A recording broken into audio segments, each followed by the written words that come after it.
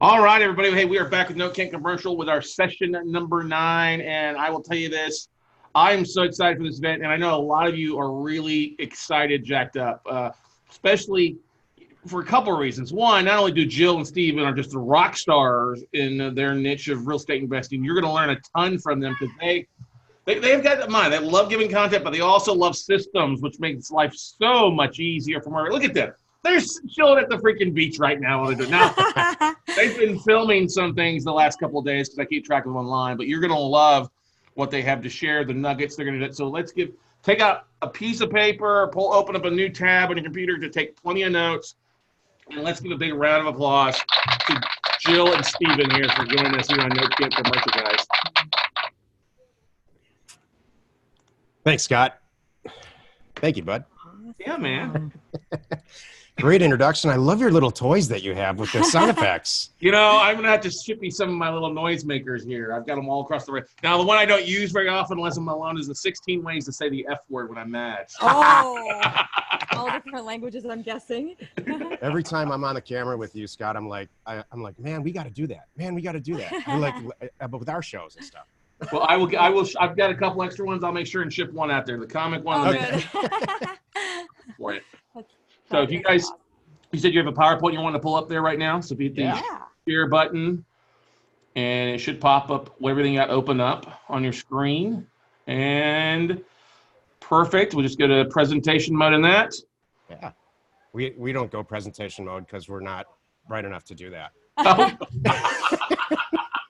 I doubt that. Do you want to have everybody say their questions to the end, or do you want me to kind of moderate those and ask them as we go along? What do you think, Jill? I think as we go along. I think as we go along would be great. Yeah. I'd love Perfect. it. That's how we roll. Yeah, that's great. We're very casual, you know. Yeah. So cool. Awesome. Awesome. We'll take it away. All right. So I'm Steven Butala, and this is my business partner and life partner, Jill DeWitt. We have I personally spent the last 25 years buying inexpensive land. And now the timing is perfect with this, Scott, because we have moved into purchasing using the same mailer methodology, which we'll explain here in the next hour. Moved into purchasing mobile homes, mobile home parks, and all types of commercial property, houses. So this presentation is essentially how we do it. And, it's our condensed methodology in, 45 minutes. Exactly. Consistent and predictable commercial property acquisitions. So we use a data-driven methodology to send blind offers to owners by the ton. I would like to pause to say, we're going to do our best. As you can see, we have the strand behind us. That's not a green screen. That's it. This is actually where we live. So this is what we deal with every day, but it's so fun. So if we pause because there's some craziness behind us, we hope it's going to be fun and, you see what's going on. The kids promised to take me surfing after this, so we're going to try to stay on schedule. That's right. And I'm going to the volleyball tournament. Yeah, we have the AVP tournament behind us, which is like, if you're not a volleyball fan, it's like the Super Bowl of volleyball, like happening like this minute. I can see the screen from here. And so if there's too much partying and beach stuff behind us, maybe we'll close the door. Yeah, we apologize. We'll see. Why would any of you who are attending this conference spend $700 in 3 days to go to a conference to learn about buying notes? What would you possibly expect to get out of this? It's a good chunk of change. Well, you would expect the same thing that we all expect, to learn how to buy or control through equitable title property below its current value and in its current condition, right?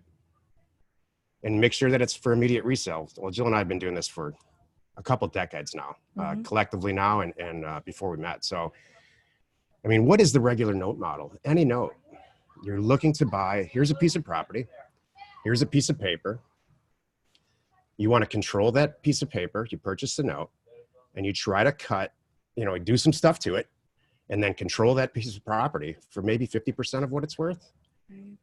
That's what we do, only we take the middle part out. So I'm not knocking notes. I love notes. We've been on Scott's show a couple times talking about notes. But the way that we do it is we take this stuff in the middle out. So we essentially send an offer to an owner for less than the property's worth to see where they are in their life. To pick up commercial property. Yeah. So yeah. Or land. Yeah, that's it. This is just another way. This is another thing just to add to your arsenal. Yep. This is another way to buy property. Yep. So I'm not knocking notes. I love notes. Mm-hmm. Here's a good example of a deal that we're doing where we send out tons and tons and tons of offers. This is a commercial piece of property that Jill and I own in Ohio that we purchased for $50,000 very recently, and we're reselling it now for $400,000. And our buyer, the person who buys it from us, will purchase it or sell it for, hopefully $800,000 or more. We got 2 brokers' opinions actually that were north of $800,000. So we thought we'd be conservative on that. So, and as you can see, we're here. Our goal is to make this much. We want our buyer to make this much, and then everybody wins. This is integral to our business model. Yeah. We've heard this saying a million times in real estate, in the stock market, buy low, sell high. I don't believe in that.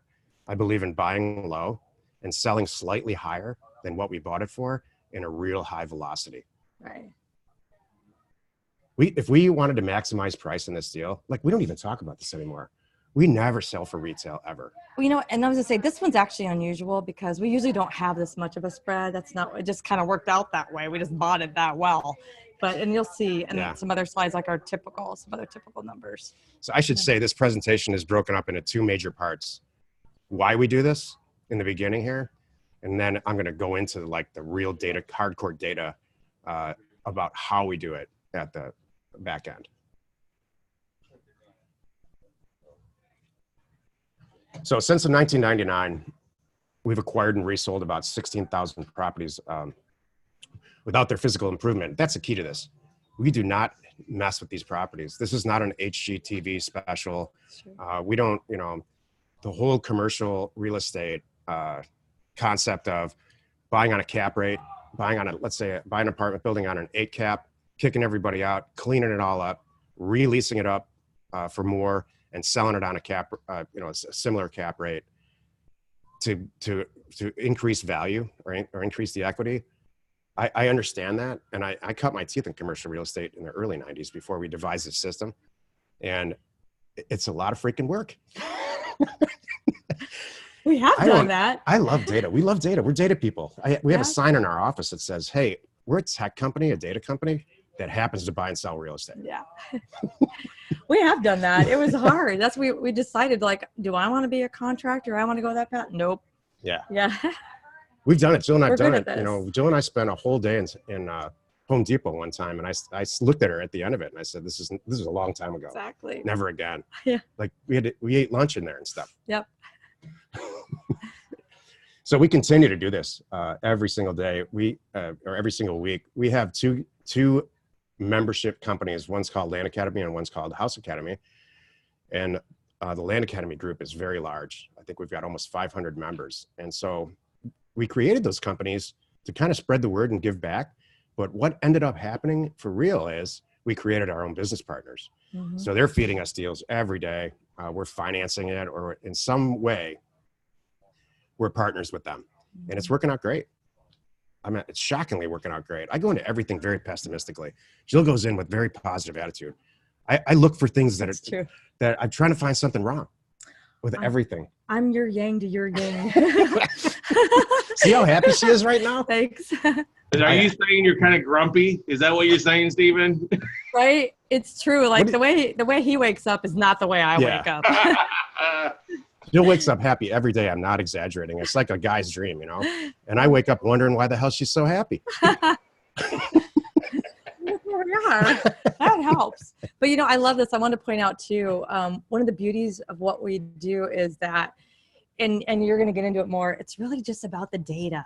We're just kind of laying the foundation now, but we don't go see them. We look at them all on maps and online. And by design, we never visit the property. And it's that way we can buy them all over the country, which is great. Exactly. So, we'll get into how we do it. I have this theory that if you leave your desk, it's inefficient. It's true. You can sub whatever you need to do. When you leave your desk, someone else can do it. It's true. Way cheaper and more efficiently than you can. It's true. Here's a sample of the most recent 6 transactions. I just went into the database and made a cute little spreadsheet here of the most recent 6 deals that we've done. We created $96,000 of equity. These are just the land deals. They aren't commercial. They aren't the commercial deals, and they're not like, this deal is not a typical deal for us. This is a pretty good margin deal. These 6 deals are bread and butter. The very typical deals that we do, sometimes multiple times a day. This is what keeps the food on the table. Yeah. So we created $100,000 of equity at an ROI of about 287%. I'm going to wait for the Coast Guard to go by.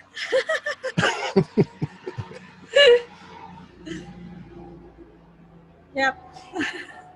You know, so this is also my office, right? True. And it's also a studio, but I can tell by the tone of the engine and the. You know what it is. Yeah, I know. You know if it's it's a Coast commuter? Guard, military, or a commuter. Yeah. Or police. Yeah. Okay. That was Coast Guard for sure, without turning around. Okay.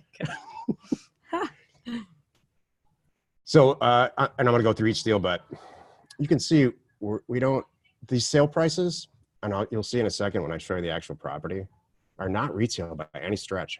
We sell these properties to people that are going to do this, are going to do this to it. Yeah. And that's our whole model. And the reason we do that is because our buyers just keep coming back. Right. We stopped giving out our phone number years ago. And Jill has a separate phone that's a business phone, because all these buyers do is say, I need more. I need more. Feed I me need more. So we created a website where we post it now that's for just these people only. We do the same thing with houses and now mobile homes. Exactly. And I'll show you what the numbers are here in a minute. Mm-hmm. So an average of $16,000 margin is about right for us. 16 to 20 is what we make. These are slightly lower than our average. Right. Here's it goes up and down. We'll get into bigger properties. We do some bit large deals. Yeah. Too. So the averages are pretty much the same. Mm-hmm. So we joke with our group, add a 0. So imagine adding a 0, and we do that. Right.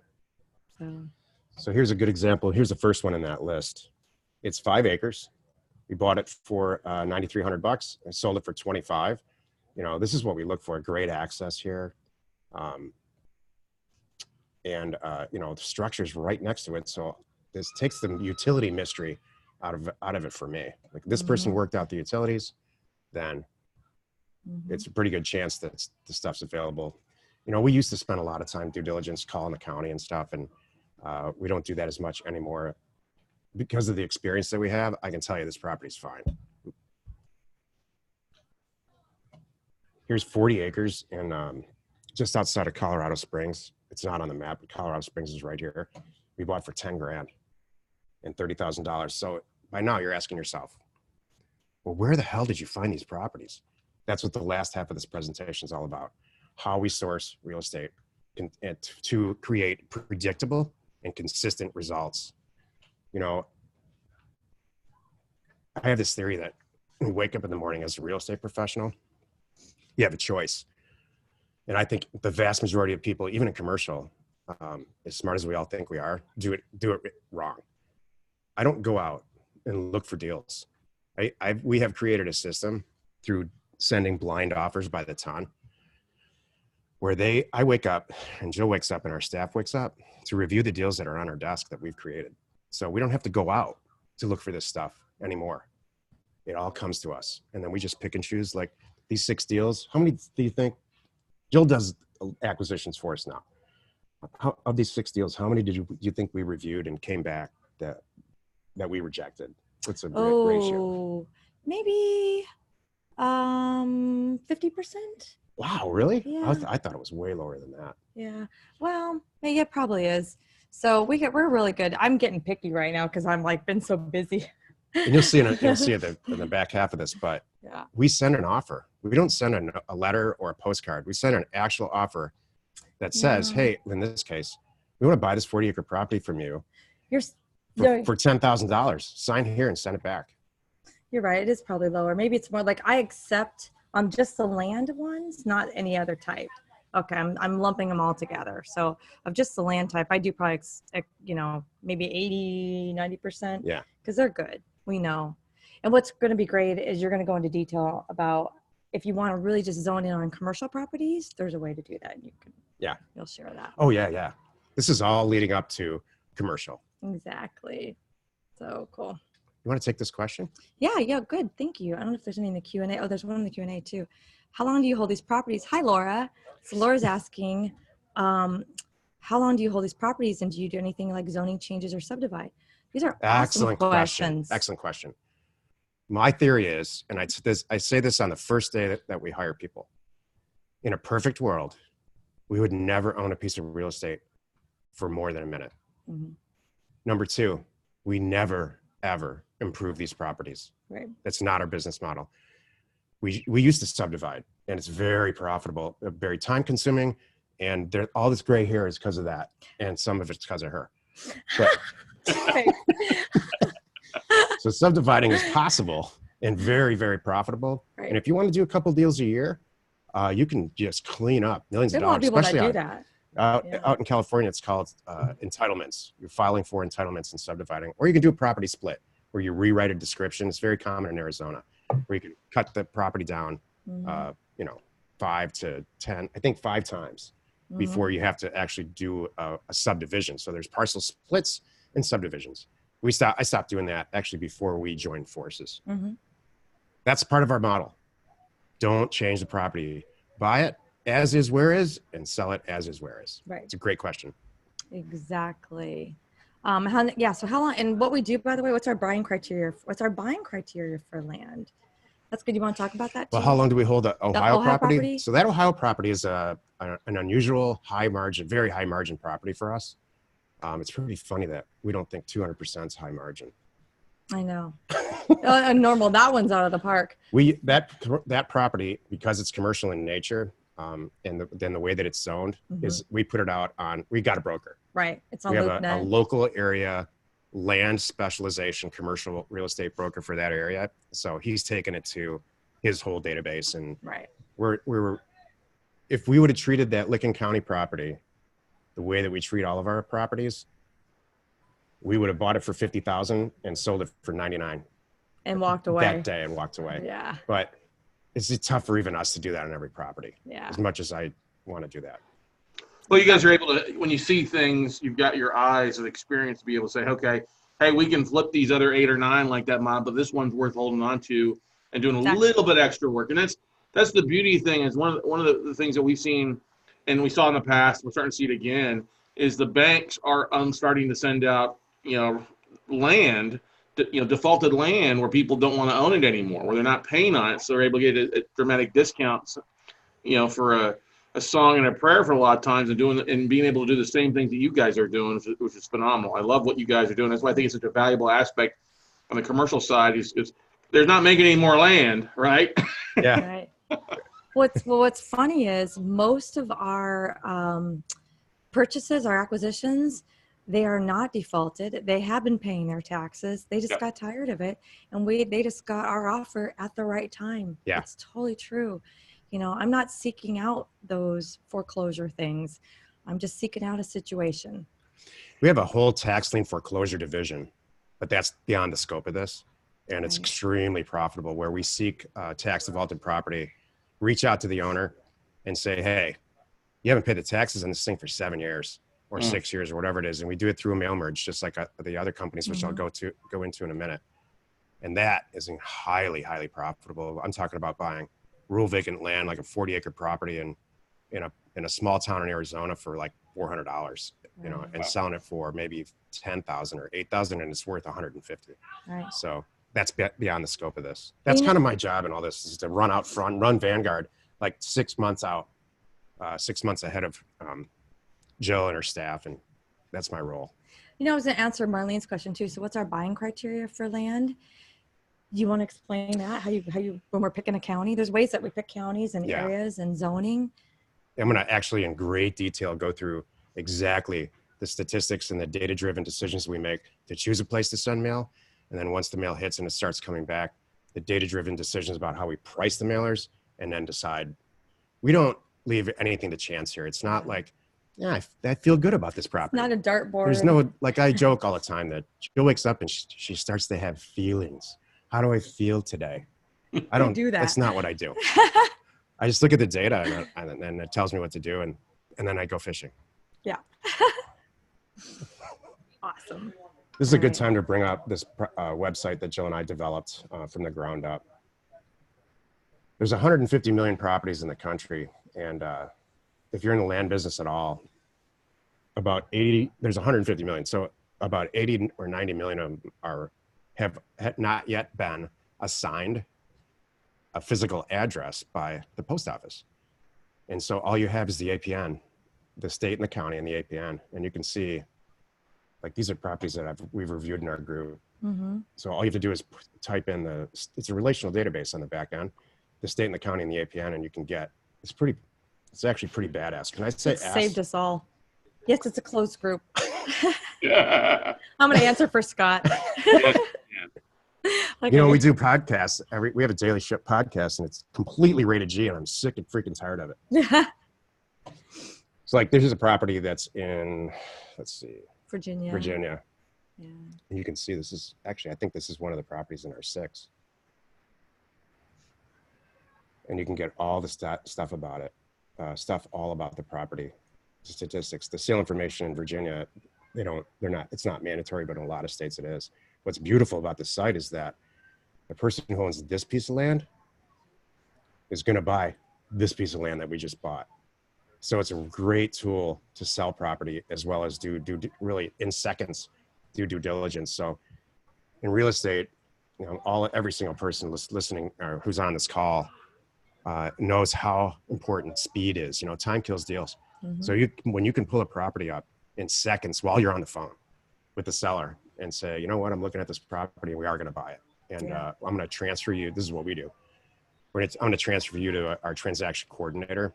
And what do you say we just close the deal right now? Yeah.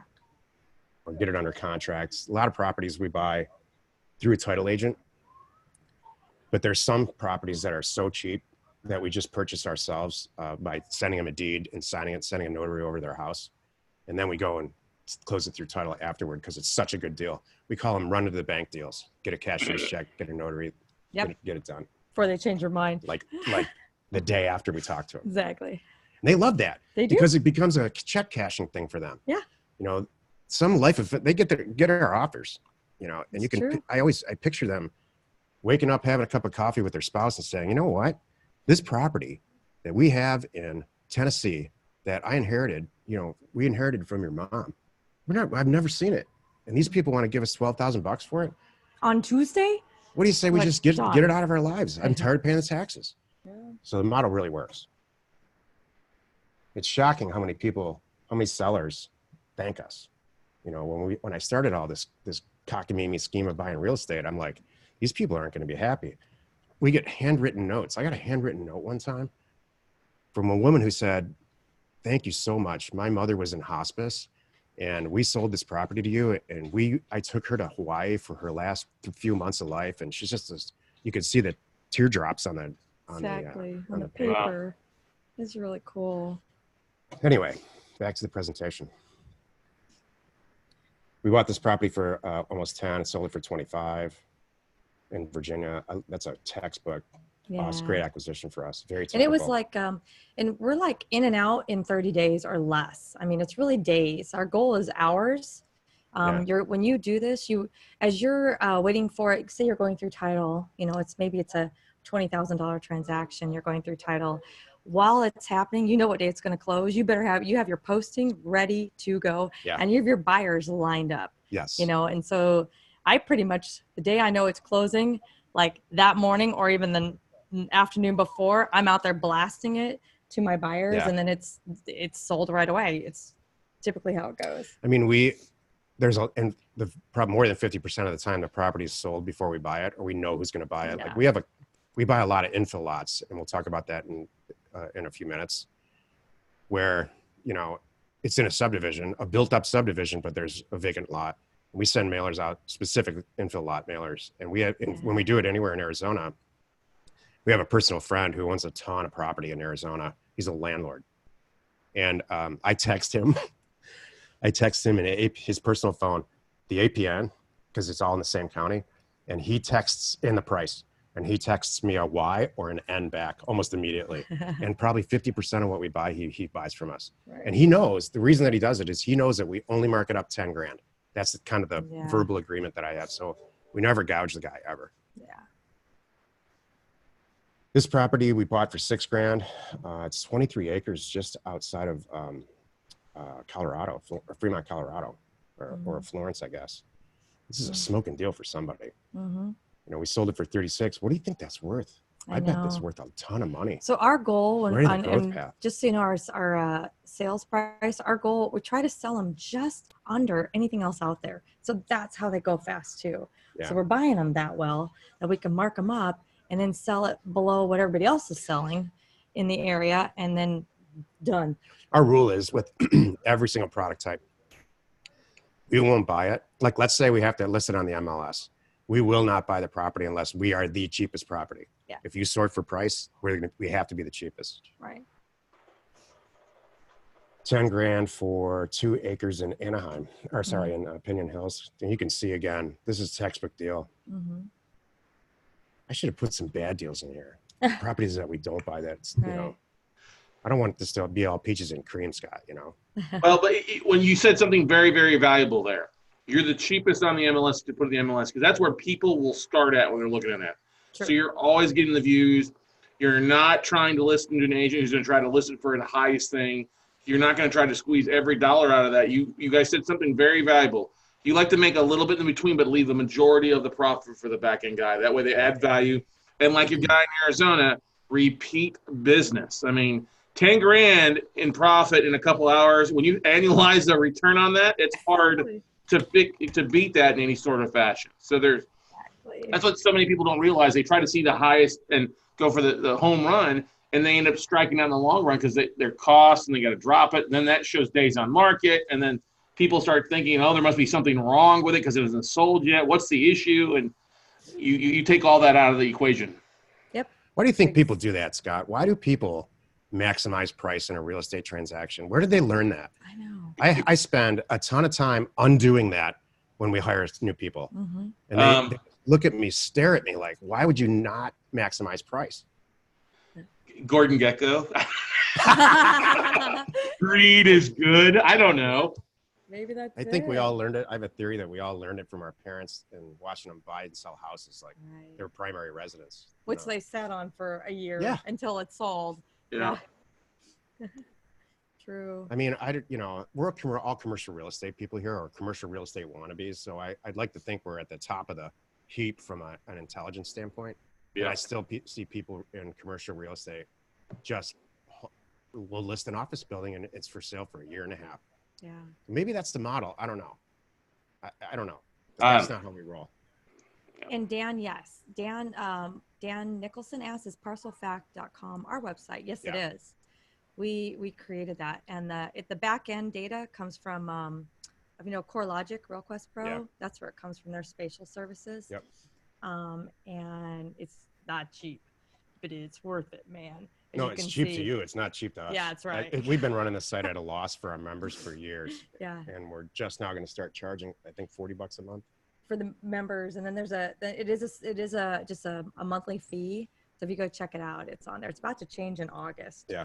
But you can get in now. And for right now, it's still, I think there's a $5 a day thing. If you just want to play with it, test it out. It's awesome. You can search by address if you want. It's a relational database. We use it. We use this functionality. This is ParcelFact 2.0, where you can click through and see what people paid. Right. And just kind of use it. In Virginia, you can't. This is not the best example, but so we bought this piece of property. This is ParcelFact 2.0. 3.0 will allow you to draw a polygon, scroll out, draw a polygon as, let's say you want to go out a mile radius out, and then click download. It'll download all the data, and you can send everybody a mailer or a mail merged mailer that says, hey, we bought this property and I know you own property X right by it. Before we release it to the public, do you want to buy it? Do you want to buy it? And what we've tested that doing it manually, and there's a huge success rate with that, especially adjacent property and especially at these prices. Exactly. And this is a good tool for anyone. Anyone who's looking up property, you want to have this right at your fingertips. We all have this open on our desks all day long. So I just described 3.0. 4.0 will be this. you'll be able to pull this property up and look at the data that's associated with it. Sorry. You got all the stats here that are available on the property. And down on the bottom here, Scott, you're familiar with this. You'll be able to send this person a text message. I know. That says, you know, it's coming. We want to buy your property, or same thing I just said. We bought this property real close to you and it's off market deal. You know, if you want to buy it this month, we'll sell it to you for 10 grand or whatever the numbers end up being. I expect that to just change the industry. It's going to change it for us. Awesome. Yeah. Marlene asks, what's your bad, I'm going to pull up my history here. I'm going to find a bad property that we passed on. Some of these. We won't, just were we too passed high. on this. Yeah. I'll pull it up.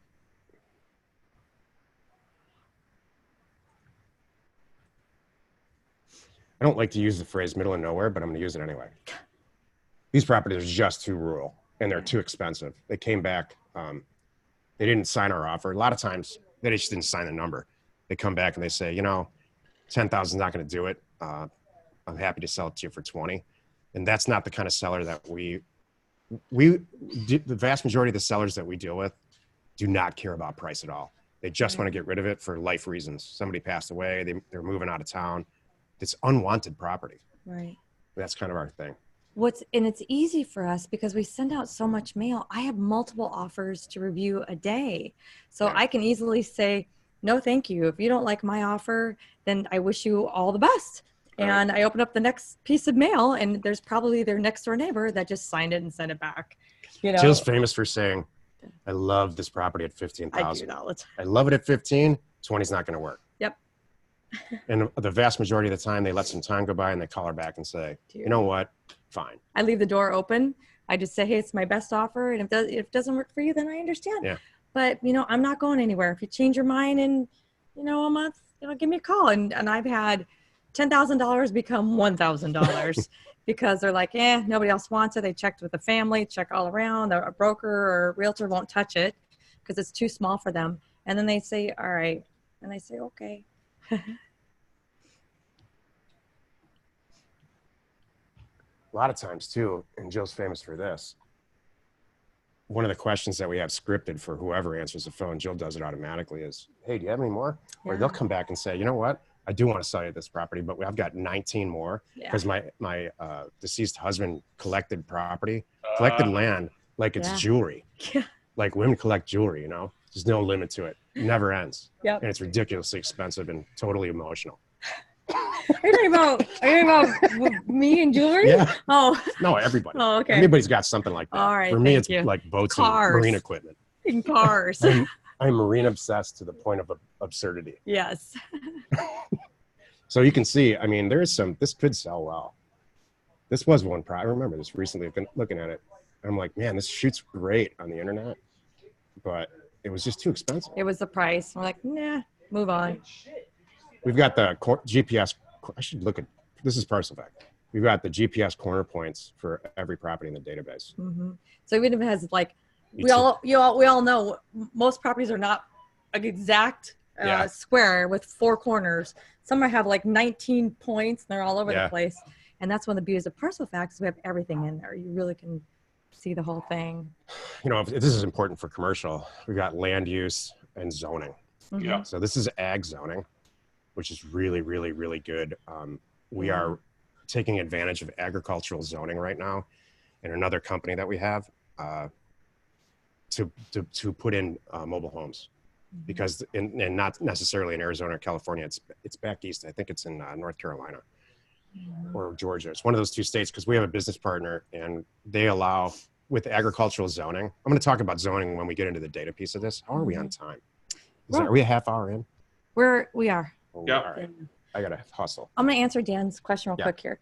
Will Google Earth, he asked, will Google Earth locate parcels by APN? And the answer is no. So... No, they stopped that. They did a couple years ago. About 10 years ago, you could do that. And use Google Earth Pro. It's also free and it's better. This is a Parcelfact, since you asked, is an API-driven database that is constantly updated by the assessor database. 3,144 counties in the country that all have an assessor data, some version of an assessor database, and I'll cover that in a second. You can see how much $16,000, if you do one deal a week, everybody on this call can do one deal a week in their sleep. This is, you're commercial real estate people. This is below you. This is I used to buy and sell nursing homes right out of college.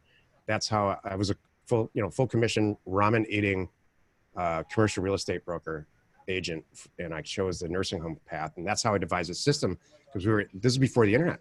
We were faxing out offers to nursing home owners for a client that I had, and we bought I mean, I've made almost $1 million in commissions the second year doing it. That's how I started all this craziness. Yeah. So my point is not to tell you my stupid story. My point is sending offers to owners works. Mm-hmm. This is an example of a house deal there's a very typical house deal for us. We bought it for $175 and sold it for $215. Mm-hmm. And we did absolutely nothing to it. Nothing. I think we put one bedroom needed carpet. And that was it. It was funny because it wasn't our typical deal. We usually find the ones that are, falling down. Yeah, that our buyer are other investors, and they want to go in and make it beautiful and mark it up, a couple $100,000 and really maximize the profit.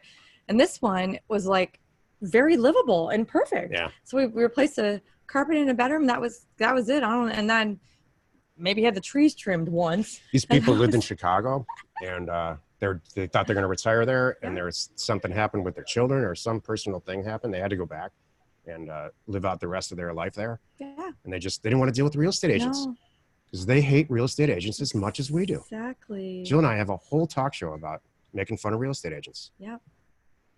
I can hear the radios clicking off everywhere. I'm going to answer Chris's question. Chris Bain asks, is there a website that will allow you to search APNs countrywide? Yes, it's called parcelfact.com. Yeah, that's this site. Look, we devised all these tools because we were frustrated as hell because we couldn't find a property and we couldn't find it in a timely manner. Especially Texas properties. If you've not dealt with some of these properties, you have to back. They're all. If you look at we had was a legal description. We don't have an address. West Texas is nearly impossible to find rural vacant land in. Yeah, we made this because it didn't exist, and here we are. It works with all types of real estate, and I'm going to show you in a second. We are absolutely killing it with mobile homes, and they're brand new. We dabble with Parcel Fact. Oh, here. Yeah, we'll show you. Hang on, Chris. We'll show you. Hopefully, you can see up here. Scroll up a little bit more. There we go. Parcelfact.com. Parcelfact.com. And it is nationwide. Yeah. You can go like this. I like to play with this sometimes. This is what's so cool. You just scroll out where you want to drop in and watch all the outlines. There you go. And so go look at your house. Go look at your neighbor's house. You know who owns it. What do you want to know? In a lot of cases, you can see what they paid for it and when they, and for whatever reason. Can you pick on a house one? Let's show us. Find it. Just pick on a. Let's see. This was not supposed to be a Parcel Fact commercial, Scott. Sorry. Yeah, I know. It's just good stuff, though. But that's the thing is, this is great stuff. We'll find one.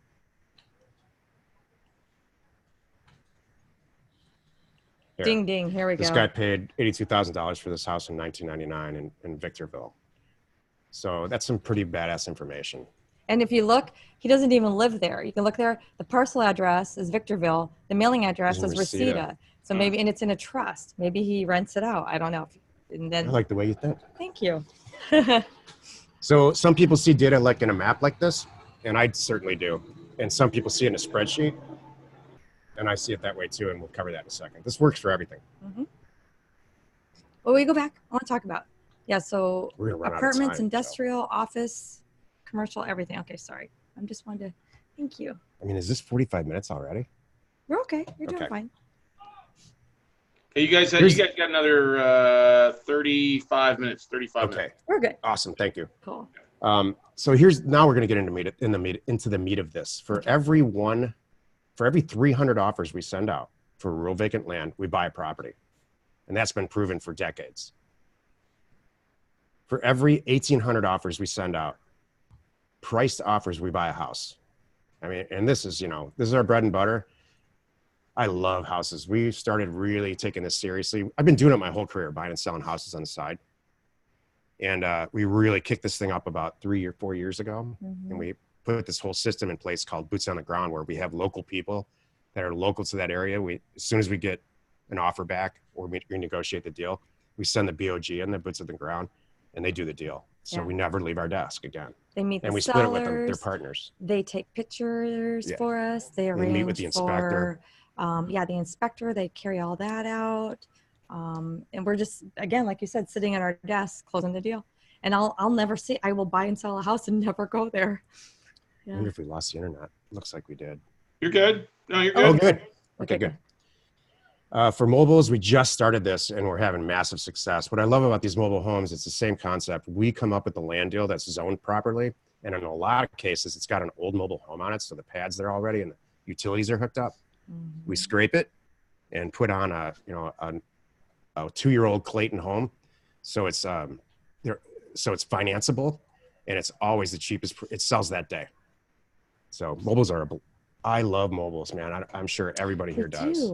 I don't know why they do. There's something about those. They literally fly off the shelves. I think it's the future of real estate. I mean, you see wages go like this forever and you see real estate go like this. You got to have a place to live. Yeah, it's crazy. Commercial, we're still testing it. The way that we're set up with the velocity of these deals, and it's always all cash. Commercial is tough for us. We get calls from people. We get a lot of calls from investors, like people on this call, that say, "Hey, I'd like to, can I put my order in? I'd like to buy a 4-unit apartment building in LA County that's between X and Y per door, and can you send it out?" And so depending on the person and their personality, if they're not an a-hole and they're easy to work with, which is more, the older I get, is more my criteria than the real estate itself. It's the person. Tell me I'm wrong. No, that's true. You're right. You're totally 100% true. Some people are just all demanding, they're like, well, that's not, right. I'm like, you know what? We're not doing a deal find together. Your own real estate deals. For infill lots, we're like 1 to 1,500, and for small apartments, a little bit more. It's like 1 to 3,000 for 5 units or less, 4 units or less because of residential financing. Right. Look, we're all commercial real estate professionals here. We know in our sleep we can raise capital. Right. We can do these pretty spreadsheets like I'm showing you. We know how to implement improvements,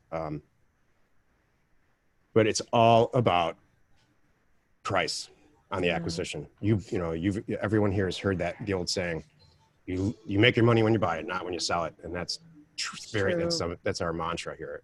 That's when we get excited. We don't get excited on the sell side. It's only on the buy side because we know what's going to happen. I get excited. Yeah. The moment I pull it up on Parcel Fact and go like this, and I'm like, wait a minute. Yeah. This is a great, look at this. This Right. is 2.47 acres right in Victorville. Right. If that thing came back in at we probably priced this on the outbound, I'll show you how. It's the moment that I pull it up and I'm like, it's too good to be true. Exactly. We're buying that. Get it. So that's the moment. And then after that, I don't care. Yeah. You could shove it down to our people in the office and they'll close the deal. I don't even know when it closes. I know. Is it the same way for you? Yeah. It is. When we started, I was acquisitions and she was sales. Right. So she didn't even know. I would just keep jamming her sales pipeline. I just said, make my phone ring. That was our only thing on the buy side and the sell side. And I just handled it all. Somebody asked me recently, what are you guys going to do when you retire? And I thought about it and I'm like, you know what? I would like to go back to the first year that we were doing this together, where it was just us in the back bedroom. Buying and selling real estate instead of these damn tech projects and these membership groups and all this stuff. I just want to simplify my life. Right. In case you don't know, this country we live in is a finite database of real estate, about 148 million properties. There are 1,344 county assessors, and all of them have to keep a data set or a database because they have to send out tax bills. And they all suck at it, with very few exceptions. They're not data people, they're assessors. Exactly. So all these databases are a mess from a data perspective. So there's these aggregators. These aggregators popped up, they started popping up in the 90s. And there's 3 major aggregators. First American Title's DataTree, which we're gonna look at in a second. CoreLogic's RealQuest Pro, and Black Knight's Title Pro 24/7. They're all competitors. Black Knight's data set is kind of geared for title professionals. CoreLogic is really geared toward oil and gas people and insurance people. which is very land driven. So we use CoreLogic for land, and then Data Tree, which is relatively new, First American Title, pulls from a bunch of APIs. So if you are in the habit of buying property that's got financing on it, it pulls that API, and so you can see the mortgage values and LTVs and all of that. So they're all three different specific. We chose to be licensed providers for all three. And I use all three of these every day for acquisitions. They make county assessor data usable. It's true. When I started this, started sending mail, I would go to the county and pay, like in Maricopa County, Arizona, pay $50 to get the data set, and it comes back on a CD. Yeah. And I had to forcibly get a PhD in data aggregation because it's such a mess. The lines are all messed up, and I would spend half my time getting a data set to make it usable. So we live in a perfect time. There's never been a better time to be a real estate investor than right now. There's so much data available. Each property, regardless of its type, and I'll show you in a second here, has about 300 characteristics. So we're going to look at it as a spreadsheet. So imagine a spreadsheet going out 300 lines, and I'll show you. In fact, let's do it now.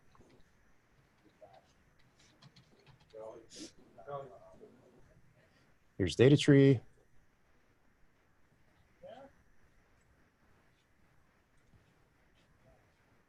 And if you need this, we can hook you up. I'm going to go to Arizona. The county is Maricopa. Scott, I'm curious if you use Data Tree. No, I don't use them for the most part.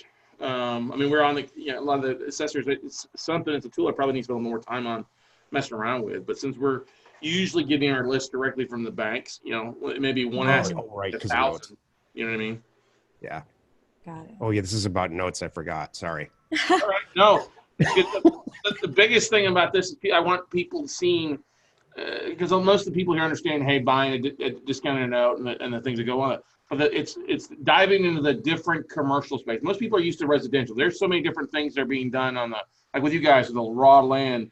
But I've picked up nuggets already from your guys' presentation on here that can be applied immediately. Self-storage and the things that can be done, and bringing the two together, if that makes sense. So, because when we find land notes, when it's raw land, the bank is ready to drop that stuff at like bottom of the barrel, cheap stuff, which makes it for an opportunity doing the things that you guys are doing and sharing some of the things and the facets and how you guys are making profits and marrying the two together, if that makes sense. I love it. Hey man, if you, this is beyond, pretend we're not on the air here. If you've got a list of notes to buy for land, we have a 50,000 unit database of our customers. Hang on a second. Ding. That's what I want everybody to hear there, everybody. So in a very grade school kind of way, you can see there's, 1.5 million properties in Maricopa County of all types. We're going to choose, I just did a mailer to Chandler. So I'm going to type in a city, Chandler, Arizona. It'll add it over here. I'm going to get the count. Regardless of type, there's 91,000 properties in Chandler, Arizona. Let's keep going down. Give us something that they would use, like something about the mortgage it's coming. Situation. Okay, good. Sorry. I'm jumping ahead. This is what happens. Jill is like a frustrated actress. So I'm like the producer. Right. So I spent 2 days on this. All and right. Jill's sat down 5 minutes before we were supposed to air with her hair, and like, I'm looking at my hair. And then she's like, you know what? Here's what I'm going to do. I'm going to save you all. I'll just be over here and I'll paint my nails. How's that better? I grabbed that too. Just kidding. She sits down and says, how do I look? Is it okay? And I'm like, dude, for 2 days, I've been doing it. Our whole life is like that together. So in the zip code, there's 22,000 properties in this zip code in Chandler. Now I only want houses. Here's the key. If you only want commercial real estate, and you only want a specific type, like convalescent hospitals or commercial condominiums or the data for commercial, it's all here. You want a medical building if it's zoned that way. And we're gonna get into this in a badass way in a second. And you'll see the real value.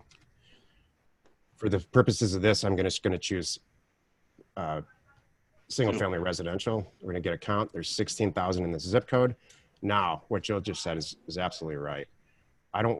We don't ever send mail out to properties that are over leveraged, because I've tried that. If you just sent offers to these 16,000 properties without considering mortgage value or loan to value, you get a ton of properties back that are upside down.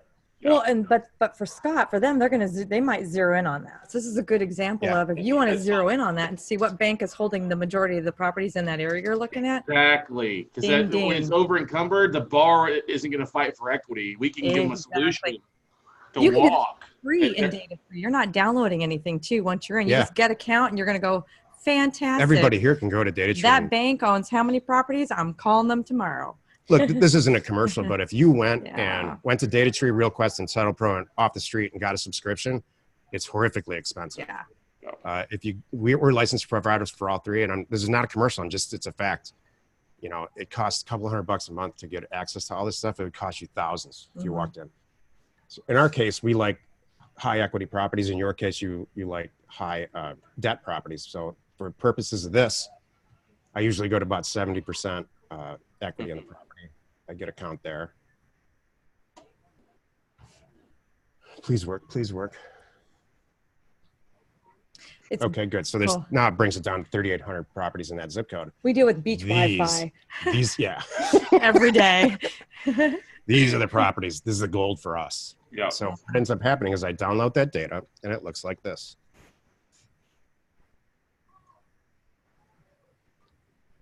Here's that data set I was talking about. I'll come back to these yellow columns in a second, but when you download the raw data, you're going to see, hopefully you can see the top of the screen here. Here's the owner's name. So this section is all, if you look at right here. Yeah.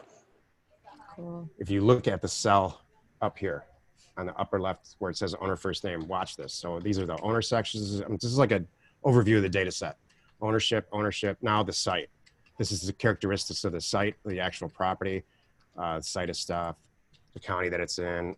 We've got, and now it's they break down the mailing address in it, so you can send a mailer very intelligently. This is what I'm talking about. These aggregators are they changed our life. Yeah. I used to have to do this from the county. It was terrible. Yeah. Here's the mailing address. Now we're in the APNs and FIPS codes, if you're into that kind of stuff. Census tract. Census tract is massively powerful. You can, there are some people that just do a mailer for one specific census tract. You'll see here in a second, there's school systems. Some people buy houses and only in one school system. Here's range township, longitude, latitude. I'm going really fast for intentionally. Right. The neighborhoods. Here's the legal information. Good. Here's gross square footage. Here's the living area square footage. This is great for pricing, and I'll talk about that in a second.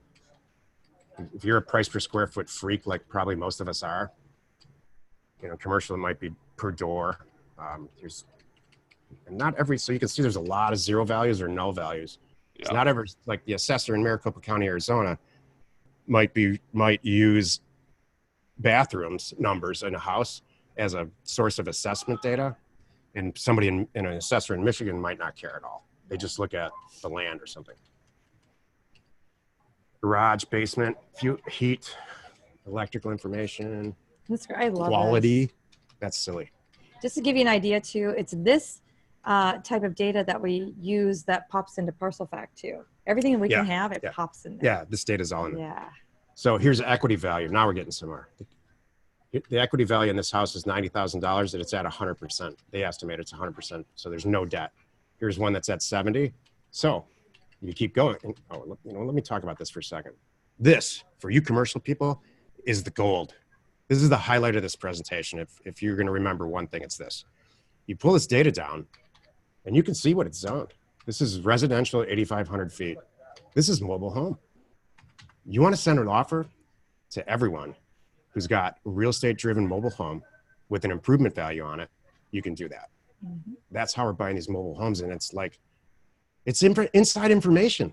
Yeah. You know, if you do what we do in real estate with inside information on Wall Street, we'd go to jail tomorrow. You know, you get rewarded for having inside information in this industry that we're in. On Wall Street, you go to prison. Lot acreage, as you can imagine, is super important for us. And then I'll skip to the cut to the chase here. You got all mortgage values back. You know, first, you know, assessed value. And by the way, here's how you can tell whether, from a data standpoint, whether a property has a structure on it. Here's the assessed total value. Here's the assessed land value, and there's zero or null improvement value. This is a piece of land. Mm-hmm. And the assessed value, total assessed value, and a land value are the same, and there's no improvement assessed value. There's no structure. These are all houses, you can tell. Mm-hmm. Improvement percentage. So apparently Chandler likes 80%. That has to be not an accident. No. You bored as hell. No. How am I else look?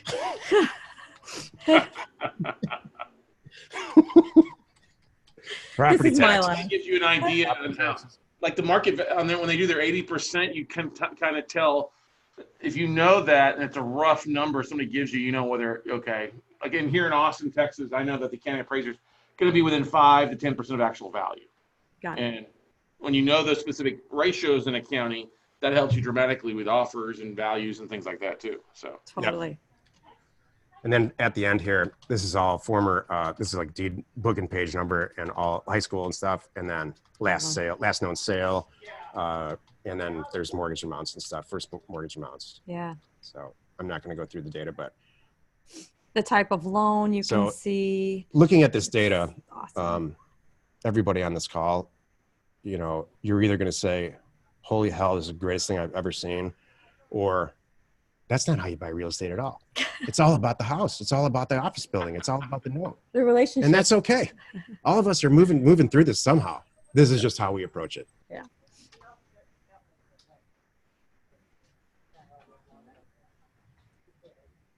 So we looked at all this. That's awesome. yeah. So we established, somebody asked earlier, how do you price this stuff? We established an acquisition criteria. Let's just do it for houses. It's very similar for land. All this stuff on the top are created fields for us that I create to get an offer campaign in the mail. These are all, and you'll see this in a second. I'm going to take us all the way from this point forward. I'm going to take you through how we do an offer campaign, just the 35,000 foot view. This is a mailer that we really sent out. This is already, This this is is out already in now. the We're mail. starting to get calls back. Uh-huh. I put in all of Jill's information here and you'll see it in the offer in a second. But how do you price this stuff? Here's the key. I take the algorithms from Zillow and Trulia, Redfin, Realtor, and Realty Track, and DataTree. It's already built in. For any given asset, we have the people in the Philippines, and we're writing a program now to make this automated. For their algorithms, you know, Zillow and Trulia and Redfin, they spend millions of dollars on this pricing scheme that they come up with. And it's this very, very powerful free information that I don't think professional real estate investors use enough. So these are the average of these algorithms. I have a choice. I can calculate. So we know basically that this asset is according to these multi-million dollar algorithms, $108,000. I want to make $30,000 on this deal, or maybe I want to make 50. It sets the price for the campaign. Or maybe I think, for a lot of reasons, $140 a foot is appropriate based on my research for this neighborhood or this zip code. I wrote another equation here that takes the lesser of the two. So my offer price on this asset, if this were my criteria, would be $58,000 for an asset that is probably worth 108. Wow, and I would sell it for less than that on the outbound. Mm-hmm. You know, in California, these numbers are ×6. Yeah. In Texas, they might be less. Yeah. So it's very specific to the zip code, and which brings me to my next point. This whole data set is the offer campaign. We mail merge it through a document, which I'll show you here. And we create the offer. Now we have the data set. Now we have custom price.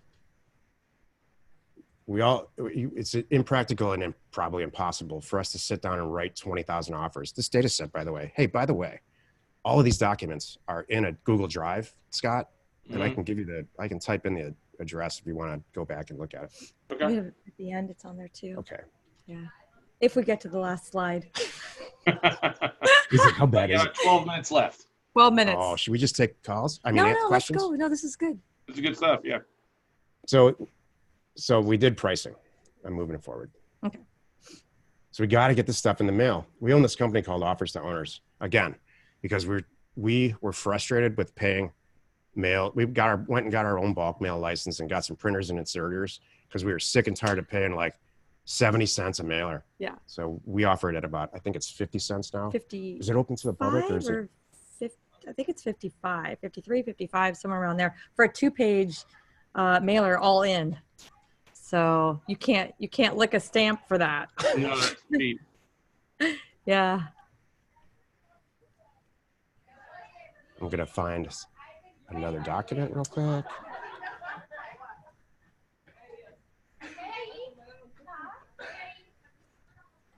You match this data set with, this is a copy of our offer, our template offer, and you can see where the fields get populated. Owner's first name, owner's last name, situs address, legal description, and then this all-important highlighted offer price. Mm-hmm. It pulls all that, you meld this thing, it's a mail merge, with this data set. And at the bottom, you can see here, there's more than 20,000 offers are about to go out here. Very intelligently priced. Specific asset pricing. And you can see our land and house templates. If you go to offers and the number 2 owners.com, that site, just go to forms and they're on there for free. You can download them and have them and use them. When you're done merging it, either the guys at Offers to Owners will do it for you or you do it yourself. You'll end up with a document like this. And you can see that, you can't see from the bottom here, but you know, this is like 40,000 pages. Mm-hmm. It's a 40, and then you put this, you print it out. Literally, we at O2O, we literally print it out and all this commercial equipment and put it in the inserter and send it to the post office. And then you wait 2 weeks and your phone explodes. Or they send it back. And I tell you, that's so nice. They, you know, it's personal enough. They think that you just send it to them, and that's how I have everybody treat them. Yeah, they think it's just to them. Exactly. What's great too is we didn't really touch on it, but I'll just say if you get into this is if we had another hour, but we're very specific down to the penny. We'll come up with these really creative prices, and there's a little strategy there. Don't send them, you know, $100,000 on the nose. You want to send them $99,827.62 because they're going to go, how did you get that price? Well, column AA is the actual price. It's hilarious. So you can see it's a strange price. We always come up with a really weird, funky price. And half the time, if they're even thinking about it, they're going to call you first to find out what that is. Yeah. Too. So now it's in the mail. Mm-hmm. And then that's where I just stop, which is beautiful. That's like the greatest luxury at this point after making all this money. And then somebody else deals with the acquisition and the sale. Which is my team. Here's the beauty in all this. Oh, here's the Google Drive. At the bottom there. Yeah, I'm going to share this. And just drop it into the chat roll if you want to. Yeah.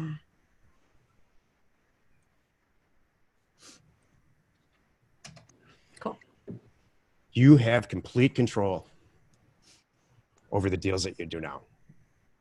You have complete control over the acquisitions that you do, and it's very predictable. If you do this for rural vacant land, for every 300 offers you do, if you do it correctly, you're going to buy property. For houses, every 1,800 to 3,000, depending on where you are.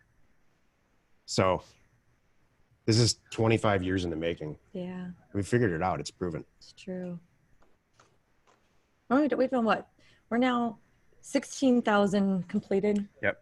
Transactions. I believe texting is going to change this industry. I think Scott already uses it, Lead Sherpa. So I'm a big believer too that the more you can do to the phone, you encourage the open rates of like 80-85% text messaging versus 20% via email, and it's a way to see. I mean, they can communicate back directly with you, and you can expedite closings, expedite sales, and get things done these days. And then so we're creating our own Lead Sherpa right now. It'll be done by the end of the year. Because I don't know, because that's how we roll. Because I want complete control over that too. I know. Don't forget this. You want to say that we're even doing? Go ahead, Joe. Well, yeah, just to we have Land Academy, we have House Academy, Car Academy is coming. Yeah. You know, We it works. do this with cars. Let me tell you, he has done this with boats. Yeah. I don't know if we're gonna, but it works. You know, anywhere you can get the data, so it's awesome. And I'm gonna say, if anybody wants to be in our world and get access to this stuff, we created a coupon code. It's called commercial. So, and I've never done that much money. I went to my team. I'm like, all right, I need north of $1,000 off. What can we do? And they said, all right, Jill, $1,300. So if you go to any of our products, and it's just for this group, you put in the coupon code commercial. It's not out there public. It'll take $1,300 off anything that we have out there. Nice. So yeah, cool. Do you want to? Dan Nicholson had a question about default status foreclosures. I can get foreclosure. Yes. Yeah. Here, I'll show you. Scott, will you just tell us when we're out of time? Yeah, well, you guys are good. Okay. At the bottom here in DataTree, all three of the aggregators have some version of this. Title Pro is really good with this. DataTree's good too. RealQuest not so much. But you can see on the bottom of the screen here, foreclosure status. You can look at actual REO property. This might be good for notes. I don't know. I haven't thought that through. We'd look at the default side. I know we look at the REO side, but the the default status gives us an idea, especially if we can pull it by different lenders. If we've made I make contact with one lender and know that they'll sell us to us one thing. So I'll jump in different counties and look for other properties that are pending foreclosure, pending short sales, or pull off of foreclosure lists. And that gives me now sort of one lead leads to 10, 20, 30 other assets in that same county. Yeah. Well, I just hit default here and chose it. And there's 9 properties in the zip code that have a 70 to 80% equity value. Wow. And they're in default. So yeah, I mean, crazy. This is a whole different business, the whole new business model here.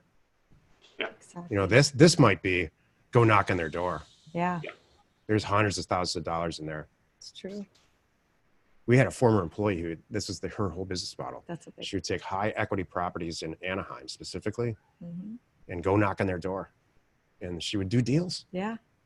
And that's high margin deals. Exactly. She would undo the problem for them so they didn't have to go through the foreclosure, make a couple $100,000 of property. Yeah, she'd give them a nice check that they weren't going to get anything out of it anyway. She made so much that she left. Yeah. She left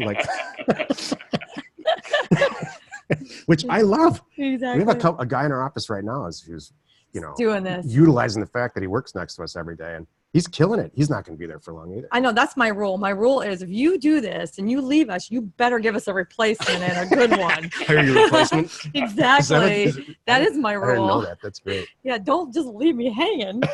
Like, hey, thanks, I don't need you anymore. Thanks for the paycheck. Usually it's the other way around. Usually it's like, I think you're done.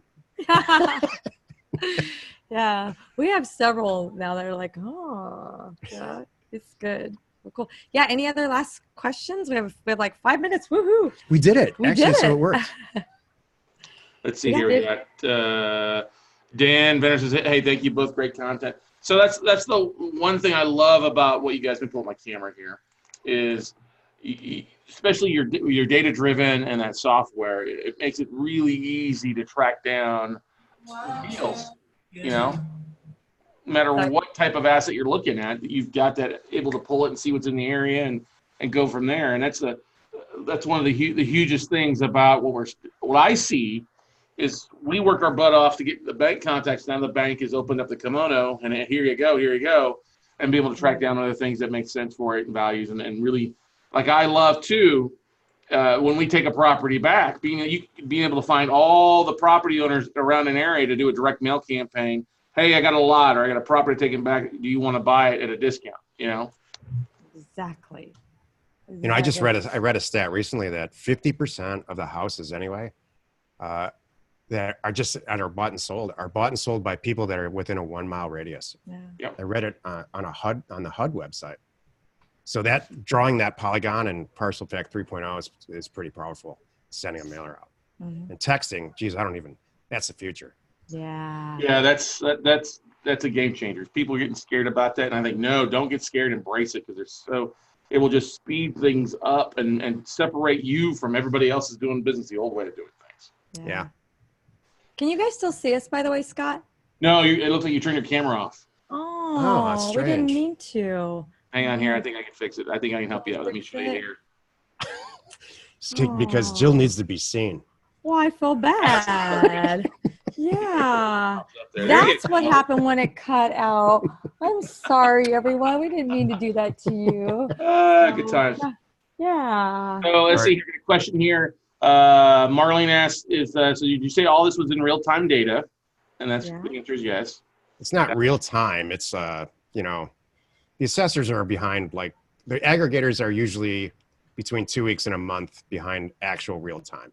Right.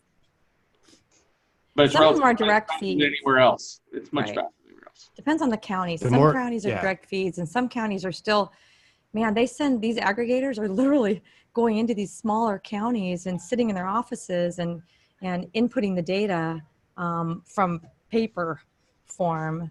But they do it like at least on a monthly basis at that point. If you go to ParcelFact and look at our coverage, these counties that are in that are white are so rural and so look at West Texas. Yeah. So behind that they don't have their assessor databases are not available. Right. So Well, you know what's great. out in there in Texas? There ain't nothing out there. Yeah. Exactly. So I'll tell you, for us, those are untouched counties. If you can get good data sets in these counties, no one's ever sent that email ever. Wow. So we have some people in our group they go to the county and they get the data set and send mail out, and they get rich in 2 months. Yeah. Dan asked the question, does that link take us to all Academy programs, house or land? That link takes you to the content that we shared today. Stephen made a whole Google Drive, so you can download the presentation, samples of some things that we did in here. So that's what that link is. But to find us, Here, let me put it on the screen. Thank you. But the coupon code works for Land Academy, House Academy. If you just go to Land Academy or House Academy, and then you kind of horse around on the site for a while, you'll see this ticker thing on the bottom. These are all of our companies. See ParcelFact, the ones that are coming too. Most of the majority of them are free. We have a company called Land Tank, and House Tank is coming, where if you send some mail out, you got a property, but you don't have the dough. You just put it out on House Tank or Land Tank, and we have tons of people that are like just money people. They're not interested in doing deals. They just want to be an investor. Right. So they'll pick it up. Exactly. Nice. We have a whole program where we are your business partner. We're the money people for you too. We fund deals too. Yeah. It's very, very popular actually. Yeah. That's the beauty of this all. When we got into this, all we've done is created a wonderful group of very smart investors, and we're all doing bigger and better deals together. We created our own business partners. And they're funding other people's deals. They come in and they're like, they don't need my help anymore. Now they're funding some other person's deal. I'm like, good for you. So Scott, I have to ask you, so you saw all at my, our dog and pony show here. Like, how would you apply that to buying commercial notes? Well, I just think it's that when you search in an area, especially if you like an area, you can do this. You're in a zip code. You can pull it up in the area, like you said, run the numbers to see how many are in specifically. Like you're looking self-storage, or looking for mobile homes, or you're looking for a smaller apartment. Pulling that list and then sort it by the default rates, like you talked about, being able to show that, and then that'll show you who the bank is. Those are ideal ways to reach back out to the bank and say, hey, such and such, I see that you've got this one that's in default. Let me talk about buying the note from you. And anytime you can come to the table with more assets, like, hey, I see this one. Well, you don't want to sell that one. Well, what about this one? Or what about this one? Those are some of the facets that are available. And then you take it back, and great. You're rocking and rolling and go from there. Last time we were on your show, I think I told you I started down the path of buying notes, and I bottlenecked at the bank relationships for some reason. I'm sure I'm not alone on that. No, that's always a difficult thing is getting to hold the right person in the bank. And we spend a heavy amount of time, teaching that and how to reach out. And there's things like we'll jump on LinkedIn. My buddy Brett Palumbo has a software called Distress Pro that will pull up the bank's quarterly, reports and give an idea what they're saving for reserves. Because banks, to sell notes off, they have to save so much in reserves, over like 8%.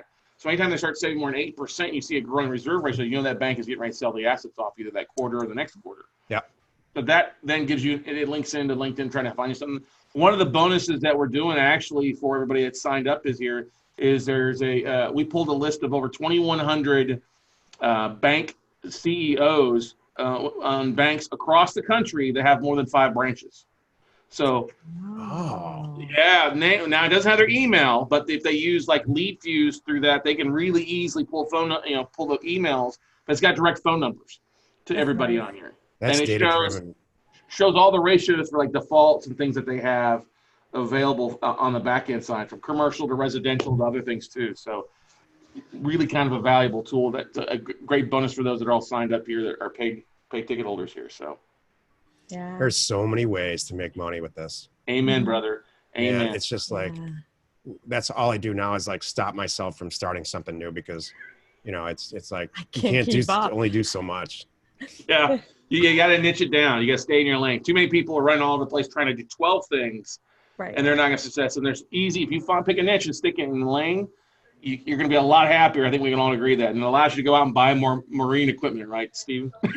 Exactly. or another boat. Another boat. Yeah. Here it comes. We don't need Another another boat. boat. Yeah. Exactly. Well, hey, guys, I want to say thank you so much Thank for you. being a part of Note King Commercial. Great stuff. Guys, take advantage of that. The link is in the chat roll. We'll put the link again into the description on the videos and stuff like that. Or if you're listening to this at a later date, they're available there for you. But you guys enjoy the rest of your Saturday with that horrible weather behind you there, all right? Right? Exactly. Yeah. I'm heading to the volleyball tournament. Yep, so. right now, actually. Yeah. Thanks All for right, the guys. opportunity, Thanks Scott. so much. You guys be Yeah. safe, Okay. all right? See ya. Bye. Thanks.